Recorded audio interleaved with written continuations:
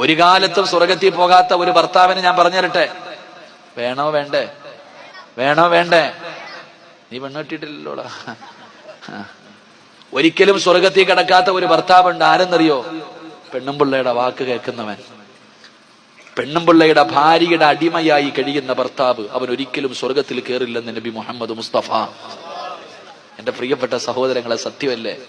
ചില ആണുങ്ങളുണ്ട് ഉസ്താദെ, ഒരു സൈഡിൽ ഉമ്മ, ഒരു സൈഡിൽ ഭാര്യ. ആണുങ്ങൾ പെണ്ണുങ്ങളൊക്കെ പ്രസവ വേദനയെ കുറിച്ച് വാഴ്ന്നു പറയും. അതിനേക്കാളും വലിയ വേദനയാണ് ഞങ്ങൾ അനുഭവിക്കും. നിങ്ങൾക്കറിയോ?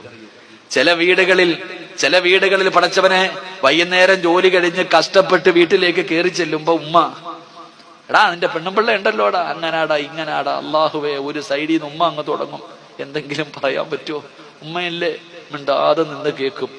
അത് കഴിഞ്ഞിട്ട് എങ്ങനെയെങ്കിലും ചോറ് ഉണ്ണാതെ ബെഡ്റൂമിൽ പോയി കിടക്കാൻ വേണ്ടി അങ്ങോട്ട് കയറുമ്പോ ആമിന അവിടെ നിന്ന് തുടങ്ങും, നിങ്ങളുടെ തള്ളയുണ്ടല്ലോ